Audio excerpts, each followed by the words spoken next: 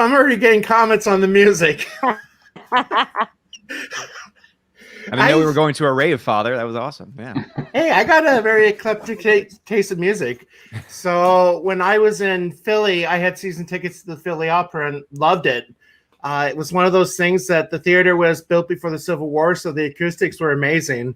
But then I was supposed to go see Nathan Ratcliffe and the Night Sweats, but because of the beer bug. And that was going to be at Red Rocks, and I was still looking forward to that. So welcome, everybody. Welcome. The Nerd Father, as I've been saying, I'm a nerd and I'm a priest, so Nerd Father. This is the first of a chat that I've been trying to get together for a while now with a bunch of friends. Some I know, some I've known for a while, and some are still new to me. So I'm still new to this. I don't know how do we do the introductions. You could introduce us. Justin, that could work. Yeah, well, yeah, I figured that. Justin is a friend of mine from back home. He runs, well, why don't I let you talk? I'm the Catholic you don't invite to your mom's house. I'm not very good at it. Well, you're a convert. I'm a convert. I am.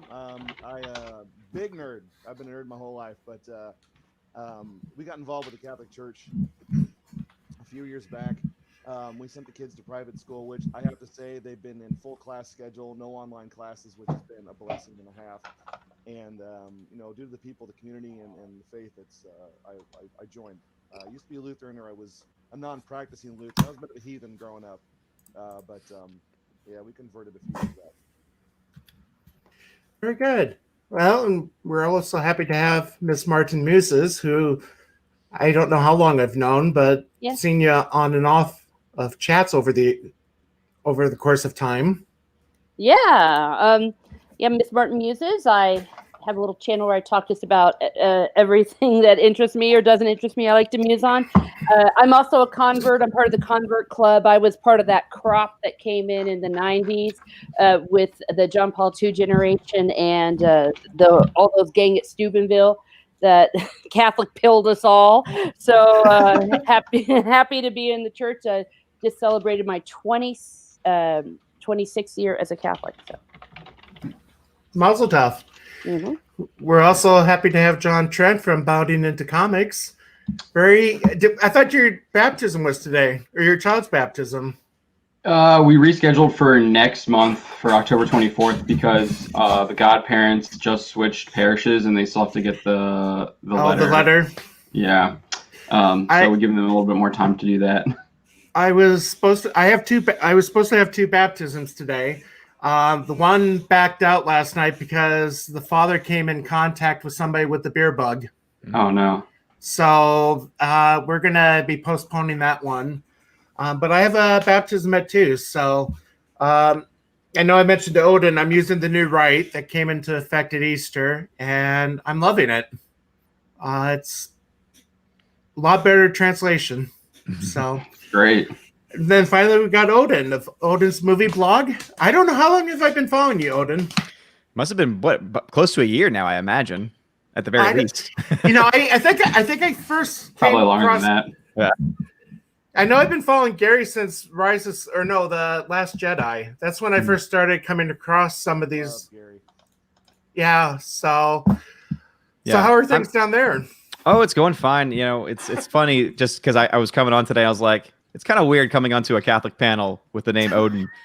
So I was like, I'm going to name myself Odin the Tradcat just to make sure it's clear that, I am not a follower of the Norse mythology. But no, it's been great. We've been talking a little bit about, teaching and the experiences that we've had. And I feel like ours has been relatively well balanced, because we have, unfortunately we have to have everyone wearing masks, and that can be a pain, especially when lecturing, 7 times a day, 6 or 7 times a day, depending on how many classes that we have.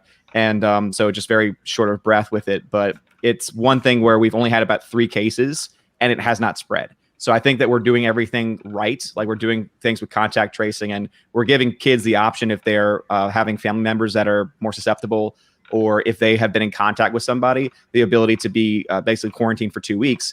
But that means they can basically video in for the classes, and so they don't have to miss anything. So it's a pain a little bit because we have to then make assignments that they can do virtually. But luckily with me, mine are mostly lectures, journals, notes, and they can easily write or type notes and send those in. So I haven't had as much problem with it, but it is definitely difficult where you have math and science. Those, I feel so bad for those classes because it's very hard to do online assignments, especially for mathematics. Well, I was going to say, how do you do testing and make sure they're not cheating? Yeah, so I've only done one test so far, and basically, if I have only 2 in a class, it actually works perfectly because I have my own laptop, and then I have a classroom computer. And so what I did for the one test I had when I had 2 students was I had one on one computer, one on the other. So I had 2 separate rooms open for them through Microsoft Teams, and basically I made them share their screen. And so I got to see if they were going to click off their screen, and they have to have their video camera on too. So could they still cheat? Yeah, but it's a lot harder for them to do so. And basically, we just go do it by the honor system. And the way I always go is if you're gonna cheat in religion, there's a lot more things going on. Yeah, but I had a kid. So I remember, I think it was my first year of teaching. I had a test, and there was an extra test left on the desk. The next class came in, and the kid started filling out the test. Now I should have flunked him, but I was too merciful then. Yeah. Well, we all need a little mercy, Father. So. Well, this kid needs a lot more mercy now because oh no. I'll explain later. Well, normally when you start off that way, you're probably got a good, decent chance that it's going to get worse from there. Well, let's see. I got one kid that I taught that's in jail for murder. Oh no. And then I got another kid, and this one is not my fault. Well, the murder's not my fault. Let's say, so the murder was your fault. Okay. No. Oh, boy. This is going to make the evening news. I'm going to put her occupation in the private chat. Okay. I really don't. I can just imagine. Okay. Oh, yeah, that makes sense. Oh, now Yeah. you're definitely going to make the evening news. Yes. No. Well, she feel actually good. did. She actually did make the evening news because, well, I'll explain later. That's another story. Blah, blah, blah. Yeah. Also, I have a record of Father. He became a patron exactly a little over a year ago. So very good. And he was watching a little bit before then too. So yeah, about a little over a year. So, Yeah. but John, I gotta tell you, the Orville comic's awesome. Excellent. Yeah, I know you were talking about that on our stream on Wednesday. I haven't been able to check it out yet. Yes. I'll be honest, I haven't really done a lot of comic reading recently. Just haven't had the time. But yeah, so you were saying it's Out there worthwhile anyway. what's What was that? that? There's only about 4 titles out there that are worth reading anyway. It's probably true. So I'm not when you say that. I was going to say that, so I'm heading into Lincoln on Monday. The comic book store is having their half off sale on back issues. So I'm going to be going a little nuts. That's the stuff you want to get, the back issues. That's the good stuff still, man. Yeah, we just came into a warehouse supply. I've been going through about, if I had to throw an estimate out there, probably about 200,000 books in a container that has not Wow. been supplied a day in 20 years. Wow. Well, you had the first appearance of Vulture, didn't you? Yeah, first appearance of Vulture, Black Panther, Silver Surfer, Black Cat. I mean, it's just been, of course, all the ones that I want, like, Wolverine's not showing up, but it's been like I dropped a pile of limited Wolverine #1s on the counter in front of my boss. I got 35 copies of this. Should I grade them all? It's been a kind of a fun time. So I was just going to say, yeah, we know Justin's extra quiet. Well, his microphone's not the best. Let me see if I could put you up on. So how do you share somebody's screen, Odin? I don't use this, but there's a little button that says share screen. I think if they share their screen, an option should pop up for you, and then you can. So I mentioned I'm going to be going to Vegas for the get together, and I'm hoping to ask Gary some questions how he does that because it's a mixture of StreamYard and OBS, I believe. Yeah, so it's kind of like you know how you can capture your screen with OBS.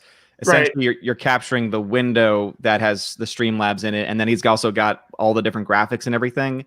And so it's all about just getting things placed correctly, and then you can do both. Because I tried doing that once, I think, where I put into OBS a StreamYard window, and the lag was just really horrible. Mm.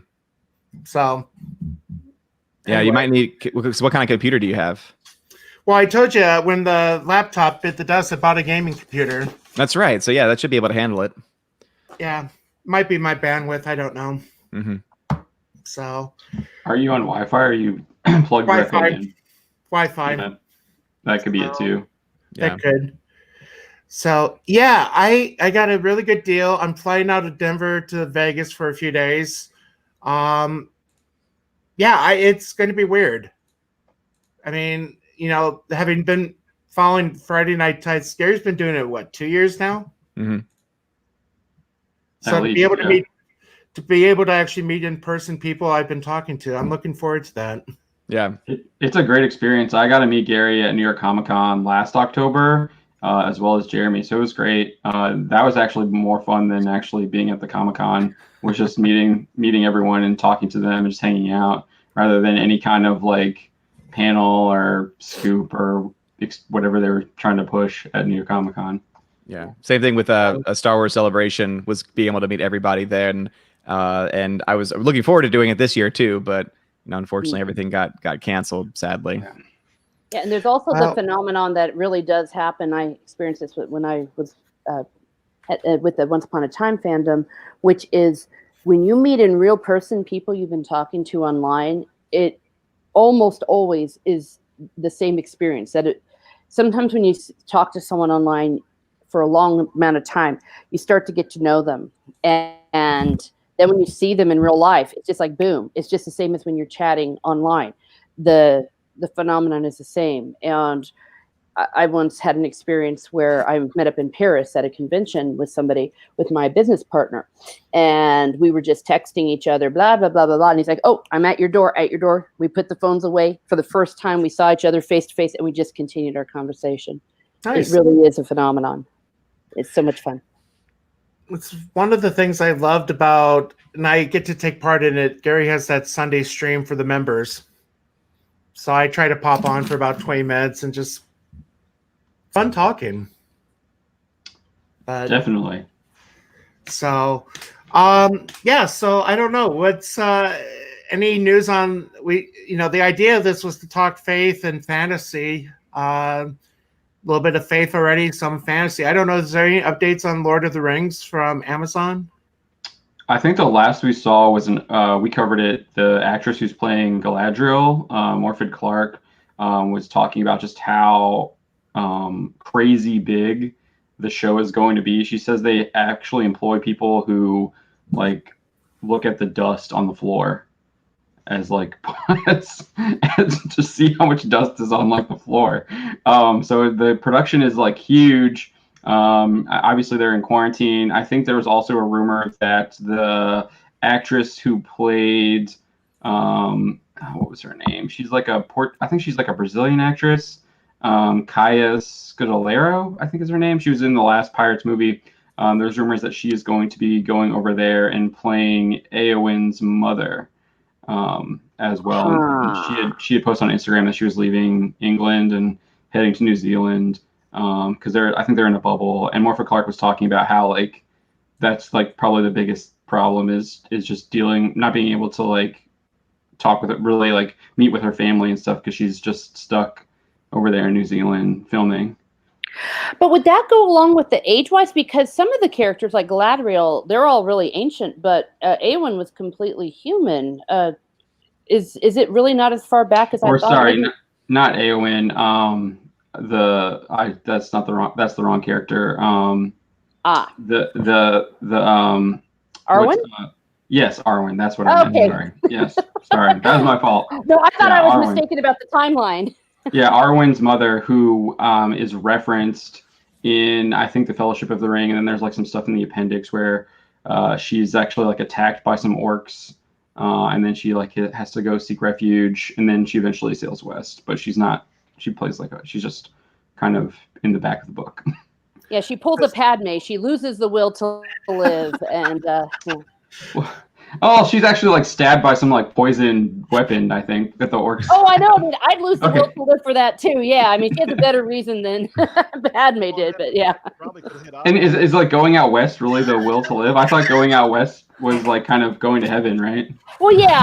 Okay, it was a joke because yes, Oh, it's a good thing to go to heaven, but she lost her will to be with the world. She was ready to go on. right. Yeah, Padme, she's going straight to hell because she abandoned her children. Okay, it was the joke. I mean, it's kind of appropriate that she does that on a fire planet, right? Exactly. It's like, never mind my children. I lost the will to live because my heart's broken. Yeah, Padme. Justin, what were you gonna say? You need a better mic. I was trying to figure out why they just didn't reach into a drawer and pull out an adrenaline shot and stab her in the chest, and that'll. There you go. Well, why don't they the just- will to live back, lady? Here's some adrenaline. Bam. We got robots, we got hyperspace, we ain't got adrenaline shots. I mean, if anything from the Mandalorian, they could just use the Bacta spray that revives the Mando All those instantly. the healing touch. Yeah. So I got to stream with the rabbi on Wednesday. We did the review of Pulp Fiction, and I'll be honest, the first time I watched it, I couldn't get past that shot to the heart. It was a great movie. But I actually skipped it and loved the rest of the movie. But I did finish Once Upon a Time in Hollywood the other night, and oh, that was awesome. It was fantastic. Yeah. That ending is just brilliant. I did not see that ending coming. No way. I mean, anything surprises you, it's what he decides to do. And I was like, this is the Manson story more. I was like, yeah, but I think they changed it. I'm like, oh, yeah, they changed it a little bit. Oh, did they? You kind of. Story, the happy ending. So, No Good says there's a rumor about actors comfortable with nudity. I really Yeah. hope, pray they don't. The ghost of Tolkien will come up and strike them down. Yeah. Mhm. The project. Well, this goes to a bigger question because we know that the Amazon. Lord of the Rings is a Catholic work. We know he was a devout Catholic. Are they going to honor that in this new one? Because if they are keeping with it being a Catholic work, you can't be having nudity. Well, and that's the problem. A lot of people don't realize it's Catholic. No, they Yeah, don't. except for the fact that Tolkien said it in big. Well, It's like all you got to do is Google it. That's what I've never understood. Because sometimes people will try to argue with me, and I'm like, Has anybody Tolkien read, said it. I didn't say it. He said it, and it's very obvious when you watch it. It's dripping with Catholicism. well, has anybody read anything by Joseph Pierce? Yes, I know him. Yeah. Odin, I think you would love it. Joseph Pierce is an Englishman. Does a lot of commentary of the Catholicism, the symbolism within Lord of the Rings, like the Lembra. Is it Lembra? Limbus bread. Yeah, the The bread. Eucharist. Yeah. Yeah, the limbus bread. Yeah, and the Blessed Virgin. And he's printed by Ignatius, so I mean it's a solid book. Okay. So Tolkien, the Man in the Myth, I believe, is the name of the work. that might be. Well, Okay. he's had a few of them.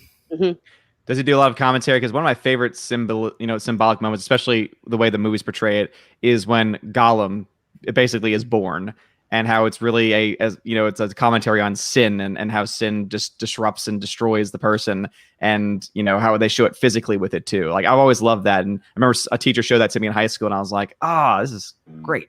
Yeah, he doesn't resist that sin. He just kind of goes full head onto it, and it just really quick he gets corrected. Mhm. I'll be honest, it's been probably been a number of years since I read the book. I don't remember. Well, they made this. Yeah. Well, and if you read Tolkien's letters, because I always say go to the source. Tolkien laid it all out. You can even look at an index where he even described where it all came in. And he said when he originally wrote it, it was unconscious, but then it was conscious when he revised it. So if it's about 500 pages, but there is a good index, and you can use a search engine to find what Tolkien himself said about it. So, Justin, what were you saying? I don't know. I did see. Memory to work. That's another question entirely. Well, I did see.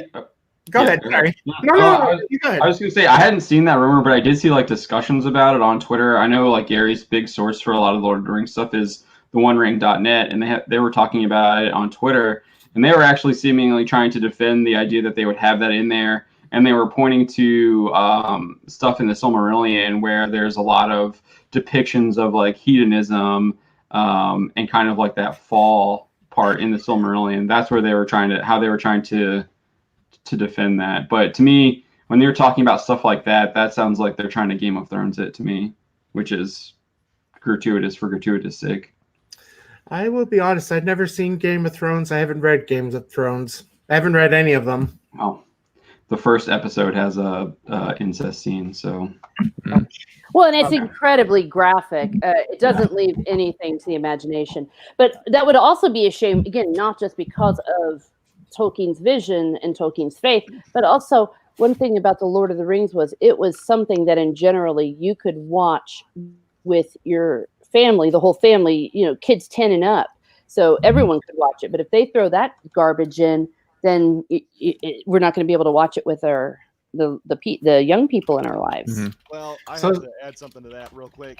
I've noticed and if you pay attention, and a lot of you guys probably seen this, every time they pick up a big intellectual property and it's not controlled by the people who first created it, their main motivation is how can we take this and use it to push through our message, our politics, to the group that likes this thing. And then you constantly hear about show after show, movie after movie bombing that does this, whether it be a Star Trek show or Doctor Who. Every time Charlie's Angels that has an incredible following, you change it, and then it just bombs. So I will say, it won't last. I did watch 10 minutes of Discovery the other night before I called it quits. I tried the Picard on, show. That did not go over well. On CBS, where they're actually airing it at like 10 o'clock at night or whatever. I guess for you, it's like 11 o'clock at night. See, that's the thing that's awesome about the Central Time Zone is everything prime time's done by 10. Yeah. Mm-hmm. And I just remember if you wanted to watch the news in Philly, you had to stay up to 11. In retrospect, when they did Next Generation back when we were younger, when that show first came on, I remember they re-aired the episode Saturday right after the cartoons because it was in such demand because it was so well done. You're right. It would come on, new episodes would come on, like for me on Monday, and then they would repeat it on the Saturday night. And also they would show old episodes like 4 hours later, like at 11 midnight. Yeah, those were good times. My gosh, I'd forgotten. Yep. Well, Justin, do you remember as kids, it used to be you come home from school and Star Trek was on KCRG at 4. Oh yeah. I missed that. Where I was watching Chippendale's Rescue Rangers. You know what? Yeah, that's how I watched the original series as a little girl because my grandmother used to watch it and we'd watch it together. That's when it would be on after school. Yeah, and I was really, really tiny. Well, it's my goal to get the Blu-ray. I haven't done that yet. So, but no, I was going to say the other one that I got to ask Justin since he knows me. He's known me for what, 30 years? I think so. Did you watch Doctor Who when you were in school? You know what? Never watched the Doctor Who show. I know. I think I was the only one. I think I was the only one. But it was only on for me. It only seemed like it was on at 12 o'clock at night on a Sunday. No. Friday nights was Sci-Fi Night on PBS. They would have Red Dwarf. They would have Jack Hanley, the Stargazer, and then they would have the whole story arc of an episode of Doctor Who. Yeah, and that was the one night I could stay up late. Not home watching TV on Fridays because I remember being introduced to Red Dwarf on VHS like back in 96 or 95. And then that show was a lot of fun. But yeah, Doctor Who, I tried to get into it. I wasn't there for when it was Doctor Who. And my buddy Scott from college, he tried to get me watching when they revamped it. Was it 2005? They brought it back with I actually had a meltdown when that happened. That was him. Yeah. I was in seminary, my first year of seminary when that was on. There was only 2 TVs in the whole seminary. And this is the first time in like 15 years it was coming back on. And the Peruvian was watching TV when I wanted to watch Doctor Who. I'm like, I've been waiting 15 years for this show. Please. What was the Peruvian watching? I don't remember. But I think even then, I was still the only one watching it. It's interesting for us. We had, Friday Night Lineup and things like Snick. That was the stuff that we were watching. At least when I was a kid in the '90s. I was at football games playing marching band. I don't know what the rest of you guys do. Yeah, but I was at those games because remember I was the manager. Oh God, yeah. Much smaller back then, but no, this wouldn't start till 10, so the games were over by then. I think we just either were at Jonesy's eating tenderloins, or I went to bed. Jonesy's is a restaurant from back home that has the biggest tenderloins in the state of Iowa. Used to, they tore it down. Those. Now they have the most expensive beer in Iowa. I mean, if you can't have a tenderloin with a rat walking by your table, what kind of world do we live in today? You got to give Iowa a try. Yes. Anyway, so yeah, so Snick was a cool show, or was that Nickelodeon?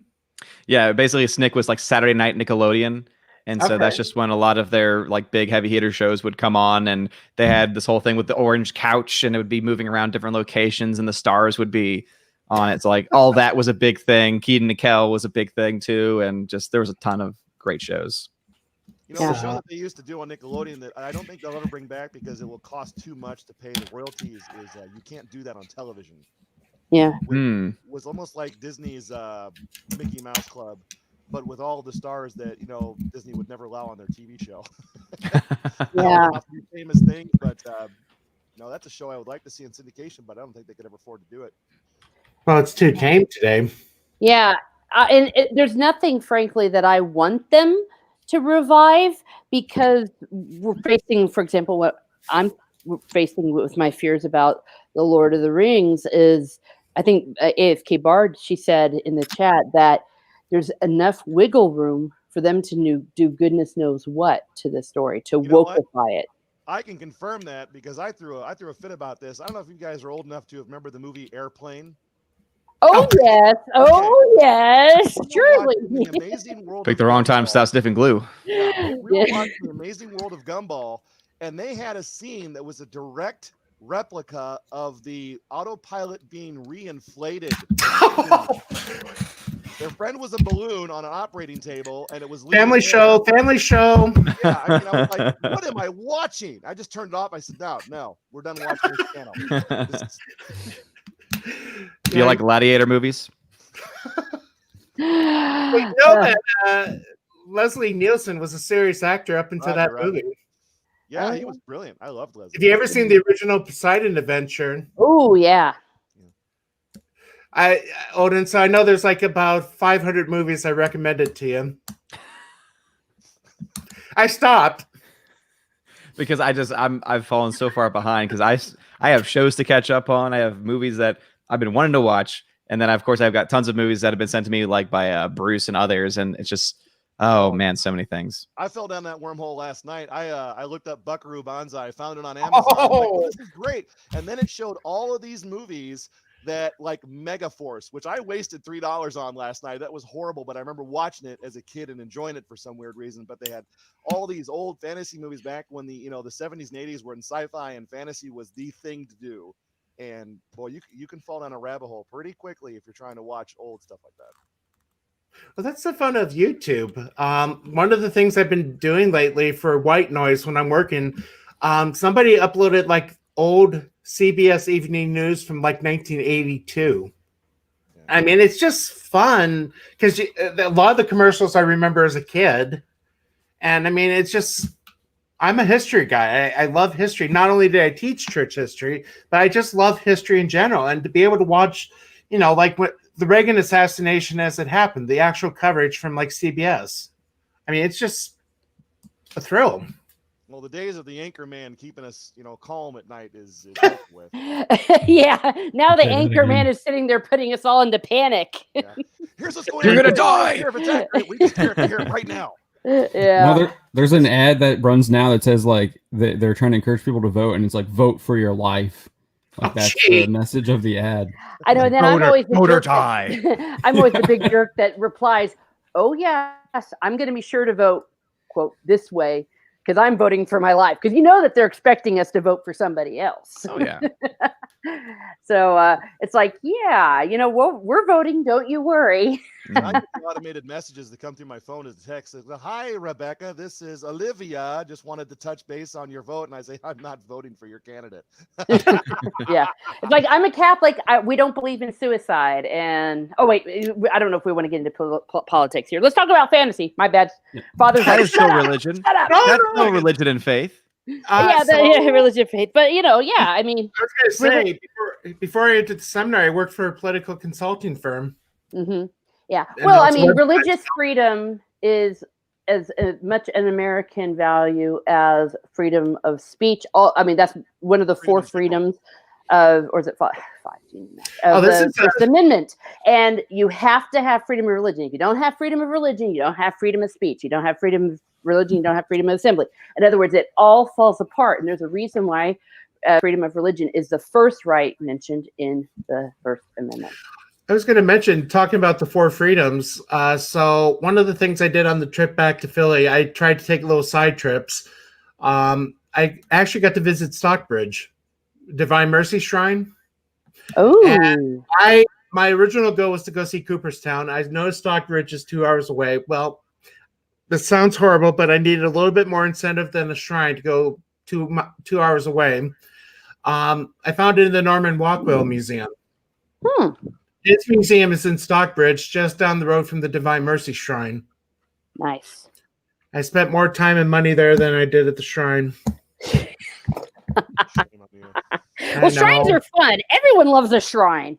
I mean, ours aren't tacky enough here in America, though. Ours are too serious. We need to get more real tackiness into it. Like the ones in Europe, they really know how to be shameless. Here's a fun question. Your favorite cathedral? Ooh, Strasbourg, Notre Dame, hands down. In America. Oh, in America.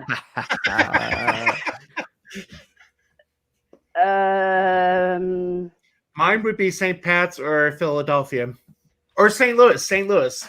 I was going to say St. Louis. Oh my gosh, it's beautiful. Yeah, St. Louis is awesome. See, I'm trying to think of one that hasn't been recavated. That's the problem. St. Louis. St. Louis has not been recavated? Have you ever seen a picture of St. Louis?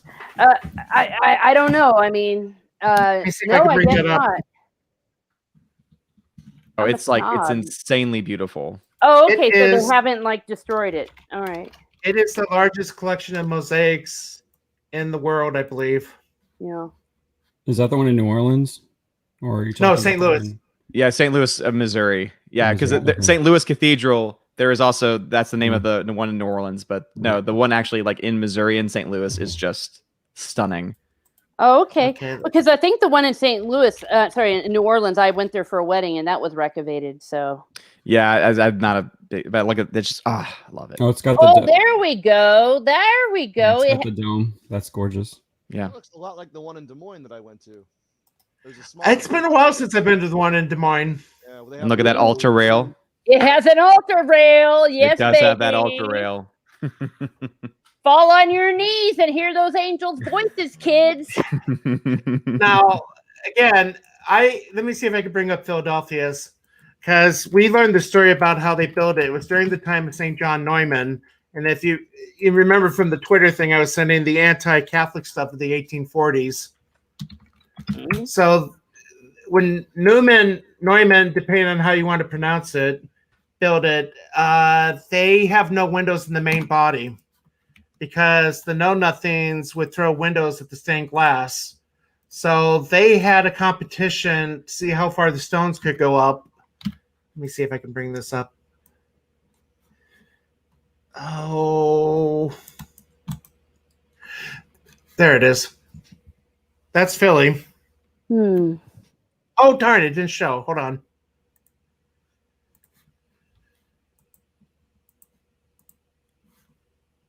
Oh, pretty Sacred Heart. Okay. Oh, come on. Let's see if we can.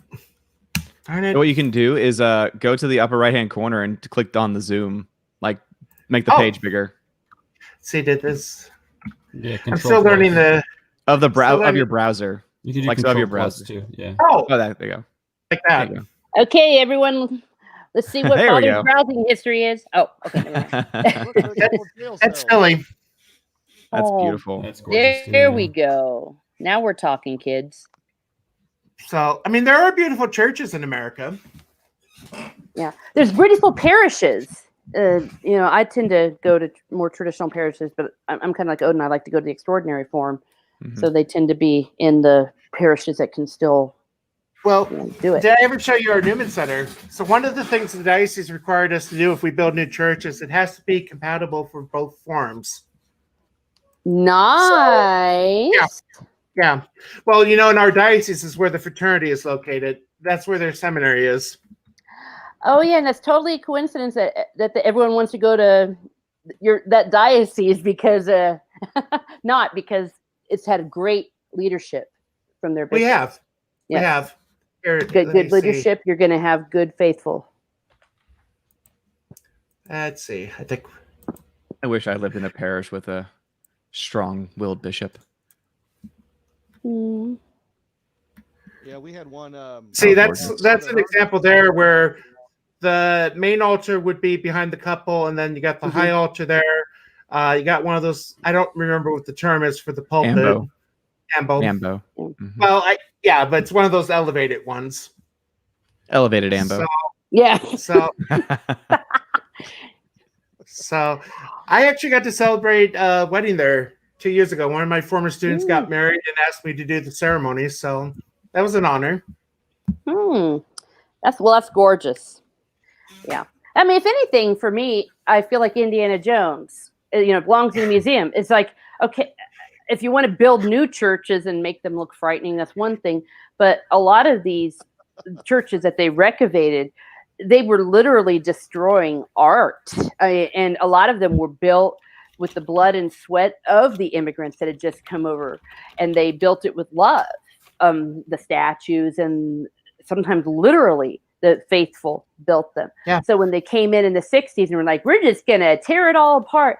It was like you were tearing apart history. It's like, would you go into a museum and set fire to all the paintings or in the statues? Imagine doing that. Well, Michelangelo was so 16th century. Let's just smash it up and replace it with something else. It's like, so it's the same thing. It's a travesty. Well, while you're talking, I'm going to try to bring up something else that I'm going to brag about. One of the religious orders in our diocese shared a picture. I'm going to try to bring it up to see what you think of it, if I can find it. So, talk amongst yourself. So, there's how my about those opener. soccer games? How about those Yankees? I haven't Or from watched my the favorite sports movie of ball. all time, The Birdcage. How about those Dolphins? Oh my gosh! Well, if we're talking Catholic fantasy movies, because there's a lot of really great Catholic, and Man for All Seasons. That's one of those movies that changed my life. Yeah, and that's a movie for our time if there ever was one. Mm-hmm. Yep. Oh look, that's one of our religious orders. Look at those habits. Mm-hmm. Look how young they are. Yeah, imagine that. If you want people to give up money, sex, and their obedience, maybe you need to at least get them a cool outfit for it. Looks like somebody forgot their outfit that day. No. That would be a novice. Somebody that just or entered. Postulant. Postulant, thank you. Postulant. Mm-hmm. There was one other picture I was going to show of my last parish, which I have to say I do miss. You'll see why in a second. Whoops. Is that the sisters again? That is the sisters again. Hold on. Well, they do have a priest living out there. I'm just glad those nuns aren't on a bus. Oh, that's the wrong one. Hiding. There it is. Okay, hold on. There it is. This is my last parish. Oh wow. Oh yeah, that's gorgeous. I saw Love you the posted landscape. that. It's gorgeous. That's Yeah. definitely Nebraska. Yeah. Says the guy from Iowa. Hey, when I moved out here, I knew there wasn't really much of a difference between Iowa and Nebraska. My wife had to travel a lot for her job, and she had to drive through Nebraska one time. She goes, you know what? I know they make fun of Nebraska, but yeah, it's not that fun. it's flatter Well- and more cornier than Iowa is. I was like, wow, that's kind of hard to I'll do. tell you. So Odin and Ms Martin might recognize these names. Part of the reason I came to my diocese was because the head of the theology department at my college wrote a book of theology. The first forward was by Charlie Curran. Sorry. You know who that is, Odin? Doesn't sound too familiar for me. He was banned by the Vatican from teaching in Catholic universities because in the 60s he openly disagreed with Humani Vitae. Oh wait, So is this the priest that? Or no, was he a priest? he is a priest. So is he the one? Because there was one at. I don't think it's the same person though. There was one. It's the other one priest I'm at- going to refer to. There was one priest at Fordham, which was where I went to college, Oh, no, that we had could be it. to read his book on it, and he was known for like going in with a group to take out like files from government buildings and put blood on them. Like it was like, why are we reading this guy? And was it Curran? Maybe It not. could have been, but why on earth? Wait, did I hear you correctly? Because Charlie Curran, you went because he was there? No. That's what it sounded like, Father. I thought No, what you said. no, I went there because of him. I'm like, no. The college The college I went to. I'm not a part of oh, okay, because it really sounded like you said that. I'm like, Father, do we need to have a talk? I did not know this when I went to college. I was just a Sunday Catholic. You know, you go to church on Sundays, you go to Mass on the holy days, confession maybe once a year. So that's the type of Catholic I was going into college as. And then when I discovered my faith, you know, I sadly discovered all this division. There's different groups that want women priests, married priests, and all this stuff. I didn't realize that was big in my college. So the head of the theology department wrote a book that one of the forwards was by this priest that was banned. And then the other was by Richard McBride from Notre Dame. Oh, yeah. Oh, my God. God rest his soul, because he's going to need it. Yeah, pray for him. Yeah, he was really causing lots of trouble. And, of course, I come in as a Protestant coming into the church, and I'm like, yay, this is so much fun. And then all these people are like, let's change the church. And I was kind of like, maybe because of my Protestant background, I was like, well, if you don't really believe what the church teaches, you can find another church. See, it was so foreign to me. It's like usually you went to the church where you believed it, and one could argue that's what I did when I joined the church. I didn't understand why all these people were sitting there going, hi, I'm a really great Catholic, but I hate everything about it. And it really hurt morale. Well, and you see, I went to college thinking a priest is a priest is a priest. We're all Catholic. I didn't realize that there was this division and stuff. Mm-hmm. Mm-hmm. Yeah, And that's why I nothing's went done to where about I'm it, at. sadly. Yeah. Mhm. Yeah. But- Well, yeah, but they're dying out. If well, I may, and that's the thing. sorry. No, I was just going to say, you look at the two nuns that were at the conventions without trying to go into the political stuff. You look at the nun that spoke at Trump's rally versus the Sister Simone Campbell of Network or whatever that nuns on the bus thing. Her order's dying.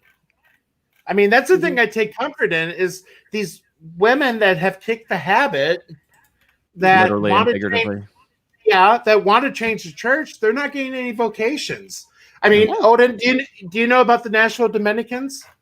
Oh, the Nashvilles? Yeah, the Nashville sorry. Dominicans. Okay, My fault. I This think you is said my national. No, not Nashville. Yeah, Nashville. let's say we Yeah. have Dominican sisters at our school, and they're awesome. From Nashville? Oh, wow. That's their mother house. Yeah. Okay. Yeah, the I actually Nashville got to visit Dominicans them. of St. Cecilia. Everyone knows about them. They're populating all the schools because they're so awesome. Yep. Well, and that's the thing. all the sisters Those we have are all orders young. growing. They're Yeah. all young. They're all in their 30s, I think, and maybe even younger, because it's not polite to ask. But they're all very young, vibrant, youthful, and they're Beautiful. getting vocations. Yeah. And it's, Between you, me, and the wall a little bit, I, like everyone when they're in their early 20s I tested my vocation, and I got to spend a weekend with them because their charism was very similar to mine. So it was like, okay, if I'm going to do this, it would be with the Nashville Dominicans. So I traveled down and got to live like them for a weekend. Of course, that turned out that was not my vocation. My vocation is in the world as a lay woman. But when I tested it out, I got to spend some time with them. They were magnificent, and it was so much fun. It was so much fun.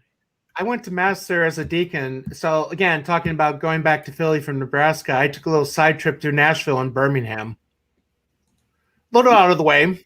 Yeah. Because Yeah. I told you I worked at EWTN when I was in college for a summer. Mm. So I figured, okay, I'm going to go through Birmingham, Alabama on the way back to Pennsylvania. Mm-hmm. I want to go. I want to go through there at one point just to see where Mother Angelica was, because it looks beautiful. It looks gorgeous. But I'll tell you what was awkward was being the only man in the convent during their mass, except for the priests when they're singing. Your voice stood out, didn't it, Father? Didn't sing. Oh, you got to bring that Wasn't deep even- bass in there. Why would you want to distract beauty with something that could shatter glass? No. Well, there's a way you could sing Soto voice. No. Very quiet. I had to sing the falsetto. Exalted. The only time I did public singing was my diaconate year at the Easter Vigil. Usually one of the deacons to be ordained a priest would sing the Exalted in front of the whole cathedral and the bishop and all the Sems. I was the only one I was the only one that year. Oh. Which meant I had to sing it, whether I wanted to or not. Aw. And as I am singing, I am mentally cursing my classmates that left. Well, it was good. It was good humility for you when I wasn't. Oh, yeah. Nothing like humbling yourself before 900 people.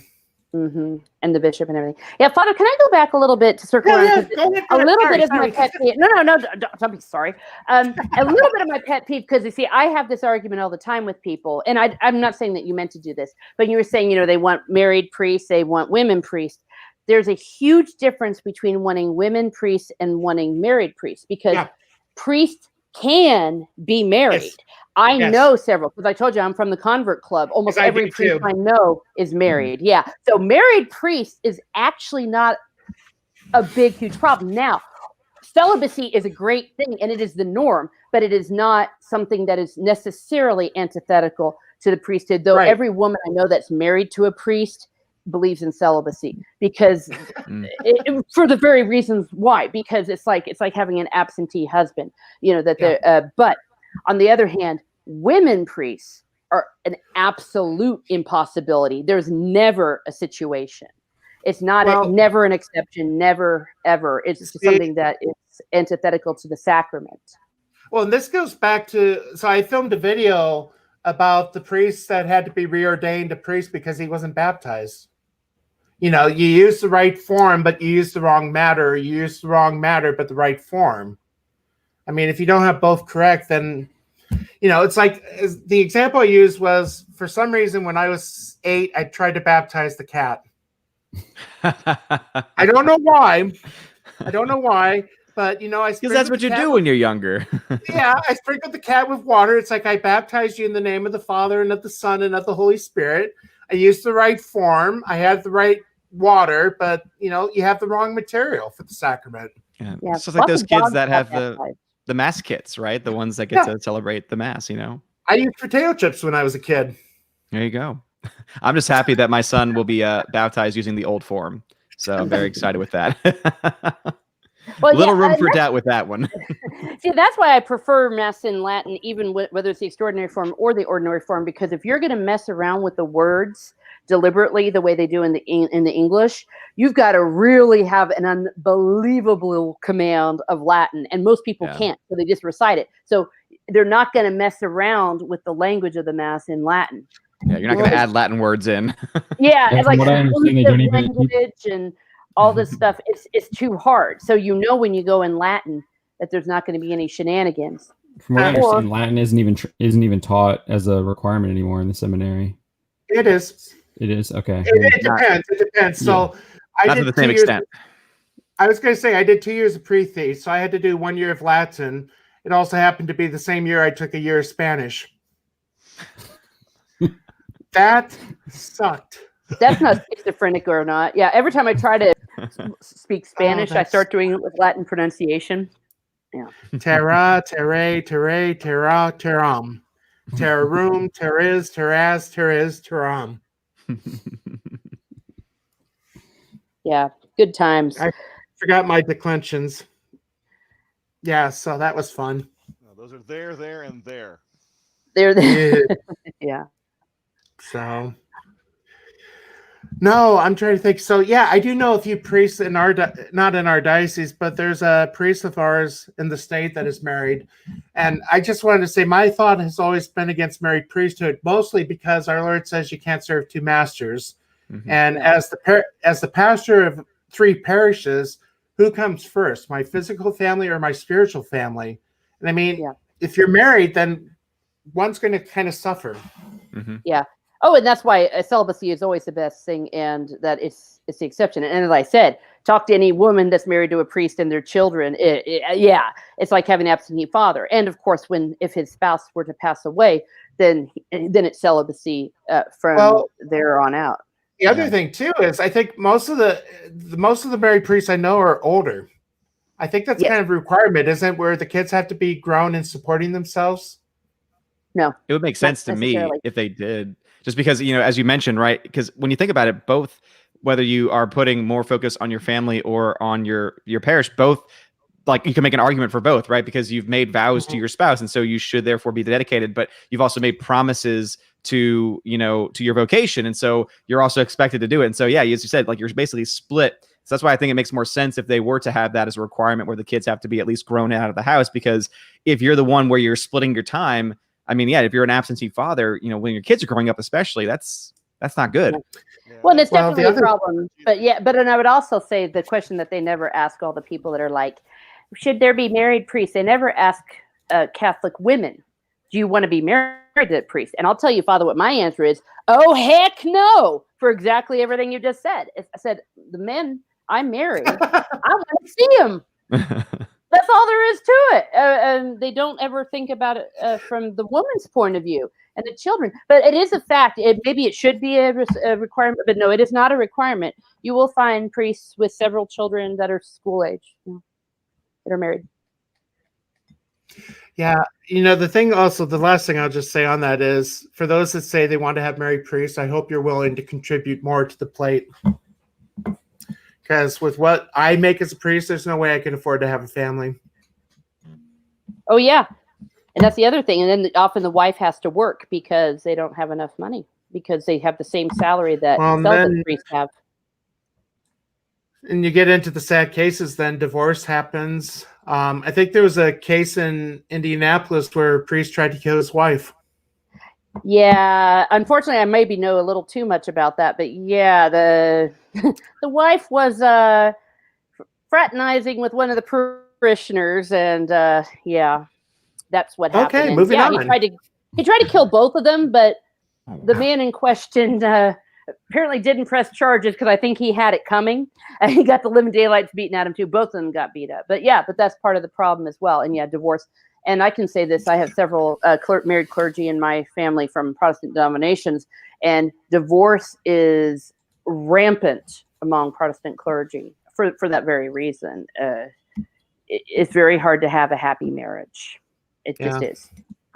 So, it's like marriage is already, tough enough, it's meant to be, right? It's meant to be work. It's meant to be something that you want to work towards. I could not imagine trying to split my time completely between, two different families. Like, logically, that's why Christ, again, in all of his wisdom, made that very clear, saying you cannot serve two masters, because even logically, we think that just makes sense. Even if you were not Catholic, even if you were atheist, you would say, no, that logically still just makes complete sense. Yeah. So, sorry to ignore you, John. How about them comics? So I was. I actually want to talk comics too, but we're coming up to an hour, so. I do want to circle back to you were talking about the Nashville Dominicans, the Catholic school that I attended from K through 8th grade. I had to look it up because I didn't remember, but the current principal is a Dominican from Nashville. So and the Dominicans have been running that school since I was there. So yeah, I actually had Dominican nuns that taught me during my K through 8 days Catholic school. Yeah, that's awesome. And they also have, and that's up here in Virginia. They're sending them to Virginia. Yep, and they're sending them all over the country, and they're of St. Cecilia, so they also make really good recordings. They have a choir, and they have some really beautiful CDs. So if you don't have them, oh my gosh, they're gorgeous. They sing like angels. Yeah, we have one of the sisters that sings, and she leads the choir and plays guitar, and just again, very, very talented group. So I just asked a question of you, John, in the private chat. I don't want to say it out loud. Yes. You are there. Okay, so I'll have to Yes. ask you if you. I know the number of priests for that diocese, so I'll have to ask you. Probably, I'll send you a message with that. See if you know any of the guys I went to school with.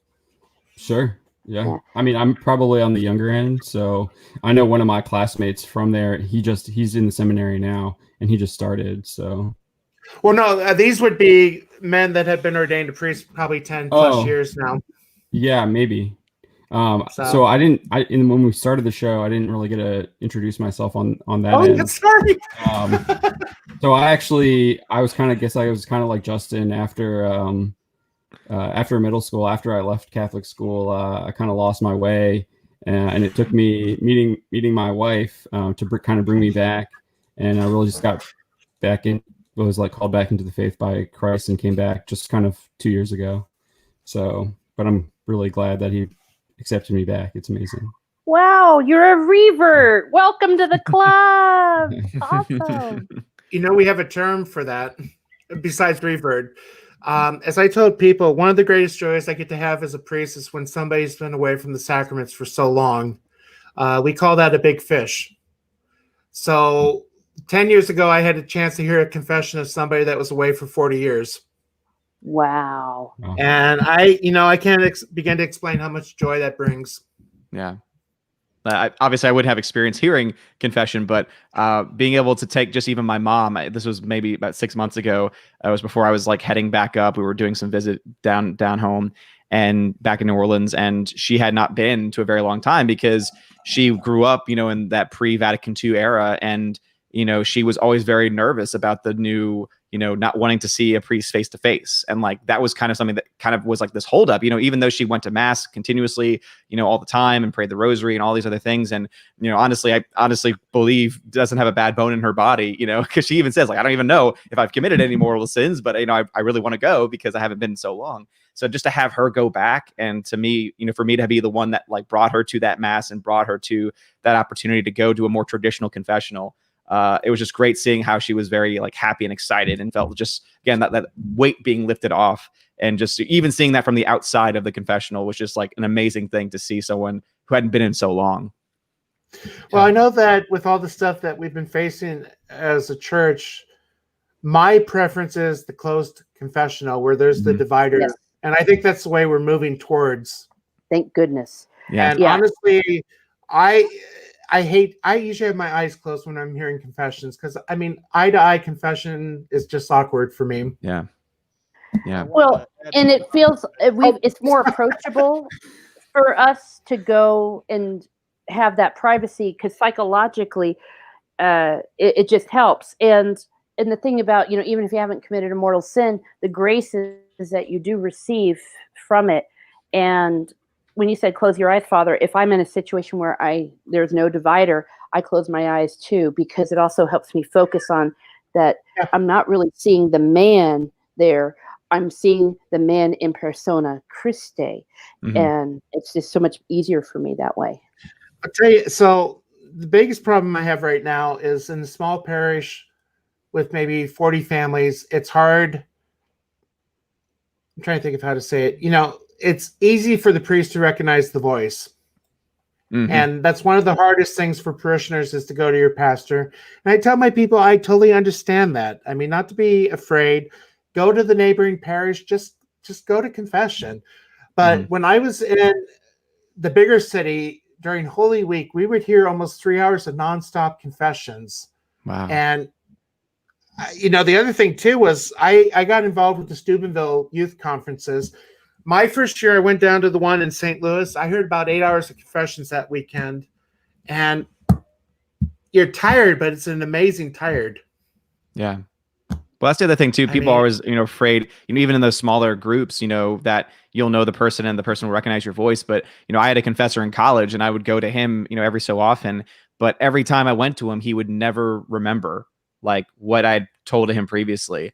And it was one of those things where he always prayed after every confession to forget what he had heard. And I feel like that's something that a lot of priests do, because, it's hard, I can only imagine to basically have all of the sins that you've heard throughout your entire life, that have been confessed to you rather, with you always, my thought sacrament in has always general is the been, whole staring through the priest. too. Yeah. yeah. I mean, the thing is, even if the priest remembers, he can't say anything about it. I mean, I'm under exactly. pains of fires of hell if I break the seal. Mm-hmm. And that's one of the reasons I sent you I Confess, because that was one movie I Great loved and movie. I show the kids all the time. Yeah. But my experience is, unless you confess something like murder, I'm really not going to remember it. Yeah. I once had a priest tell us when I was in college. He said, "Your lives are not that exciting. Trust me. I've heard it all." It's like God, but God wants you to come. And God, I think, also helps you priests. Also, I mean, because sometimes I think people forget grace. God has given you all a special charism, a special grace to assist you with that as well. The same way He gives us our graces, He gives you the grace to fulfill your vocation. I hate to admit this, but there's been a time or two where I started to nod off. It was probably during one of mine.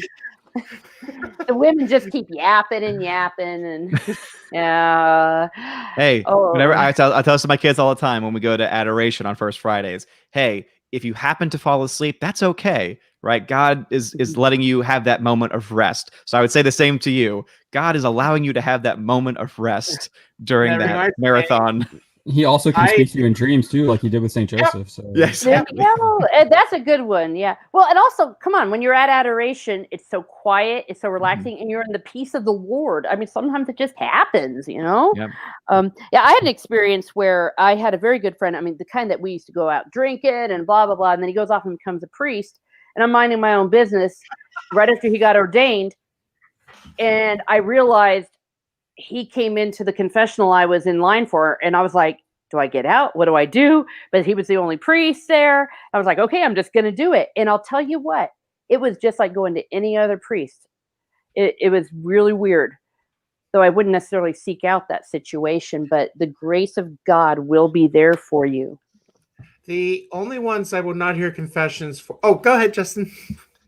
I just wanted to say it was kind of a funny moment when my wife and I were both we converted. We went through our confessional the same day around the same time, and the first thing she said to me when I came out was, "How many Hail Marys and All Fathers did you get?" I said, "Oh, I don't know," and I told her, and she goes, "What? I have to do way more." And I was like, I think I mentioned, Odin, that I always wanted to get the penance to cut down the mightiest tree in the forest with a herring. Yes. You should totally do that one day, Father. just to see the reaction before giving the real penance. You know what? I will say that I did that on a test once. I basically put the 3 questions from the bridge on the test. What is your name? What is your favorite color? And the best part is one of my kids got the answer correct to what is the airspeed ratio of an air-laden swallow. He wrote African or European. Oh my God. I gave him the points. But the other one, and this is why I miss teaching. I really miss teaching. I realized the kids aren't going to remember 3/4 of what I'm doing. I mean, really, are they going to remember the Gregorian reforms? No. One of the things I made them memorize was Matthew 16:18-19, because it's church history. You are Peter, and upon this rock I will build my church. So on the extra credit, I had them say, told them, write out Matthew 16:18-19. Well, the kid wrote out Matthew 16:18-19. That was it. Yeah. I gave him the point. We know what they always say is that students may not always remember what you say, but they will always remember how you made them feel. And that's the thing. I approached it from more of a youth ministry aspect. And as I told Odin, one of the great joys was one of my first students was ordained this year. Oh, that's awesome. And I just couldn't even begin to explain how awesome that was. I have another kid that's in the seminary, not to brag or anything, but I don't remember asking him that, but he said I asked him if he thought of being a priest. And he's in his first year of theology now. Yeah, I've had some children in my life. To bring it all full circle, I once directed a drama of The Hobbit way back when, and I had the little, the 10-year-olds and 11-year-olds were like playing the dwarves, and the teenagers played the elves and Gandalf, and so we had some girls and some guys being the dwarves because, of course, there were more girls that showed up, and 2 of them just got married, and one of them just got ordained to a priest. And I'm just like, I feel like they were my own children. I was so proud. And the people that got married, they sent me a thank you note. And they said, by the way, Miss So-and-so, that's how we met. And we became friends, and then we fell in love. And it said, so we probably wouldn't be married if you hadn't gone and done that play. So there we go. You never know what you're going to do and what you're going to put. And yeah, I bawled like a baby. Of course I did. Yeah. And when I first saw that little boy, who's not a little boy, saying his first sermon, his first mass, yeah. So people say that even if you don't have your own children, and I never will, it's sad. It's just a fact because of my age, but I will never have ones that I didn't. Never. Okay, I'll never say never, but okay. Maybe God will pull a Sarah on me, but you know what I mean. It's biology. But even if I don't have one that comes physically from me, okay, which is it's just math. I'm sorry, it's science. Women have a time limit. Boom. I have thousands and thousands and thousands of children, that spiritual children, and nothing will ever take that from me. And that's the thing that I loved about teaching is I've been out of it now for a few years, but just seeing the kids that I taught like 10, 12 years ago, that now that they're in the workplace and getting married and having their own families, I mean, I miss that. Yeah. I was able to be the confirmation sponsor for 2 of my kids. So like, that was just like the fact that I was even asked, was something very powerful for me. And then I remember one kid had not really have been wanting to be confirmed, and then he talked to me after, and he was talking about how he was going through the process of finally getting confirmed. And so like it's like moments like that where again, like as a teacher, you just really just feel that sense of joy, because even if you don't reach 99% of your kids, if even just that 1% is reached, and even one of them happens to come to you and tell you that you had an impact, it's a very powerful, moving experience. So. And you don't even have to have big moments like that. I had a situation in college. It was right after I became a Catholic, so I was so proud of myself. I had this huge miraculous medal I wore every day. And then someone randomly after a lecture hall, a young lady came up to me and said, "You're a Catholic, aren't you?" And I'm like, "Well, yeah." And she said, "I want to become a Christian. I've always wanted to become a Christian in the Catholic Church. Can you tell me what to do?" Boom. And so I did, and I introduced her to the parish priest and RCIA, and I ended up becoming her godmother. Sometimes just wearing something like that, you never know. It could be as small as that could lead them to Christ. Yeah, that's why my mask, I have one that has the plague cross on it. I have one that has the St. Benedict medal on it. And then, of course, I have to have my Crusader mask that has Deus Vult. Oh, yikes. Which, if they were to ever think about it, they would think, wait, God wills it. And I'd be like... 1095. Oh, my gosh. See, I'd be the kind of person that wouldn't get away with that, Odin. I'd be like, "Oh my gosh," and I, be reported. Well, I mean, they don't know. Most of them don't even know. Yeah, they don't even know what it means. Yeah, but technically, all it is God wills it, and God does will it. Mm-hmm. Yeah, He wills lots of things. Whether it's the active will or the permissive will. Thank you, Thomas Aquinas. You got to get a better mic, Justin. I know. Next time I'll have one. I was just saying, then there's some of us on the other end of the spectrum that it's expected. They don't, they don't think we're going to do anything good at all. So, well, we've been going for an hour and 10. I figured probably start to wrap it up. I got to print the bulletins, and I got a baptism still to get ready for. I'll look into a better. So, yeah, no, like I said, I've been wanting to do this for a while. I'm glad it worked out. Really glad everybody was able to join. Yeah, I don't know. Too. Do we want to make this like a monthly thing? Yeah, for sure. I mean, to do it every week would just be a little much, I think. And I know Odin has too busy. And Odin has his stream tonight too, so I'm glad that you were able to join. Yeah, me too. Because we were, we're with Geeks and Gamers. We're trying to get more streams for premium members, and we've been trying to do a movie watch. And I can only really do mornings on Saturdays for that because they do everything way too late at night. So I have a little baby Thor coming. You'll be able to stay. Yeah, exactly. And and so basically, our first, what likely will be the first movie stream will be next weekend, and next weekend is almost guaranteed to be my last weekend to be able to do that kind of thing, because due date's October 7th, and if baby's not here by October 7th, then we have to induce, and then it'll be within a few days of that. So You have two. You should have 2 weeks. In the birth. what was that? Live stream the whole birth. Oh yeah. Maybe like, hey everybody, welcome back to O's Movie Vlog. We're here at the hospital, and Are you hi, doing- honey. You should have at least. Some good you should have super chats for that. You should have at least a week before you have to induce. We did 2 weeks because we were at a birth center, and then they induced after we risked out of the birth center and then had to be admitted to the hospital. But So they told us, because of what just based on like our checkups and everything like that, they told us that they're going to want to induce within about 4 or 5 days of the due date. So basically, like, we're going to schedule it, I think, sometime this week. But it'll be like, basically, if she's not in labor by October 7th, then it'll be whatever day we schedule it for, which will be within 4 or 5 days after. I was going to say, if you wait till the 13th, you could have it on Our Lady of the Rosary. But I say October 7th, if that is the due date, if baby comes on that date, it will be Our Lady of the Rosary. Oh, okay. I thought it was the 13th. I'm sorry. Yeah, I think that's Teresa of Avila. Saint Teresa of Avila. Okay. Yeah. I was just thinking the 13th was the miracle of the sun. Oh, I'm sorry. I thought you said 15. My bad. 13. No. So, well, any last thoughts, everybody? I recommend watching Fatima. I watched it a couple days ago. It was really good. Really good. Thought it did a great job. Yeah. It's only $20 on Amazon. Worth it. I was gonna- was go ahead. fantastic. Got to say, after so many years. What was it? I said, oh, Jesus.